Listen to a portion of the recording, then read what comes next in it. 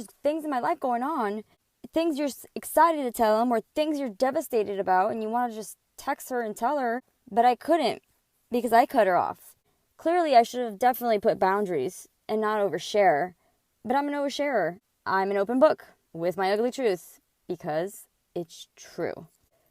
I would tell you my whole life story, and I will tell you my worst experience to help anyone go through what I did. To never have them experience what I did, because maybe if they hear my story, you won't do some mistake that will literally devastate you for years, even probably forever. I have no shame. I don't care if people think I should be more private.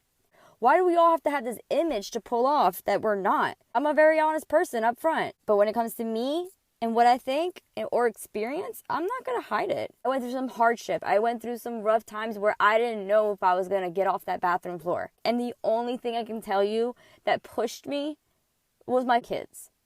At the end of the day, those 2 kids are the reason why I get up every morning. Everyone has to have a motivation to stay in this world. And I'm thankful that God gave me my kids. I have them to give me motivation to stay in this world, to be their mother. It was the moment that everybody told me not to share myself with her. She played me. Worst thing to do to a mother is mother shame her. Shit that these women and men out here like to insult us with because they know it hurts. I didn't want them to think I was struggling.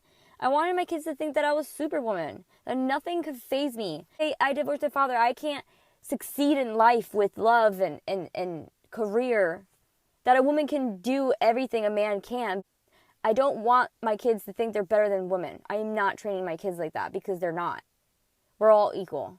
I didn't want them to see me hurt or wounded, but I was, and I'm human. So I'm sitting in the courtroom, and apparently they have evidence that they want to input.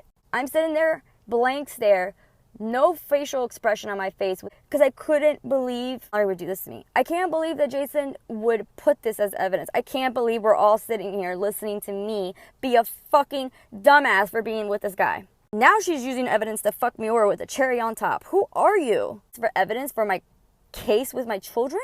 When I walked out of that courtroom, she's sitting on the bench right in front of me, and she's just looking down. I look like Lindsay Lohan on Mean Girls when she launches at Regina George in the lunchroom or in the cafeteria. I literally looked like I was about to attack her because I couldn't believe my best friend was doing this to me. Because if I didn't have her in my life, I had him. And if I had him in my life, I didn't have her. So I was always missing one of them. And until this day, I don't know how I forgave her, but I did. Out for my kids. If she could betray me, why wouldn't Jasper betray me again? I told Jasper, you're probably going to leave me. And then a couple months later is when he left.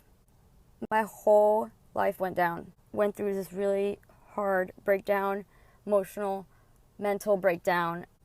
So many embarrassing moments for him. I stood up for him in the courtroom. I pleaded the fifth, and I did everything I could to have him in my life, and he still left. Made me look like an idiot. I had to tell Mallory and Jason that you left me. You just gave them what they wanted. After so much that we fought to not let them get to us. But here and there, I miss him all the time. He was my best friend. So if I wasn't missing him, I was missing her. And then at one point in my life, when I had the worst breakdown, I was missing both of them. I punished myself for a very long time, and I thought it was my fault. My ex-fiance, Jasper 1.0, he left a month before my wedding. I'm going to unfilter, uncensor, give you the real, raw, in-depth story of the breakup. I thought my world was going to crumble down. I don't need closure. I don't need an explanation. Now, this part of the audio that I'm about to play is the last conversation that I had with Jasper 1.0. You got in the car and left? Yes. The day before, I didn't know I was leaving. What made you get in that car? I don't know. Knowing I was there. No, if it was repairable for the boys. I'm saying I didn't know what to do, so I fucking ghosted, like you always do. You've done this to me before. This time is worse because we were engaged. Have you ever loved someone, flaw and all? They can hurt you. You will love them to the end. You. No. Yes. No, then. So you say you lost Dylan's love. But don't you think you deserve it? Yes.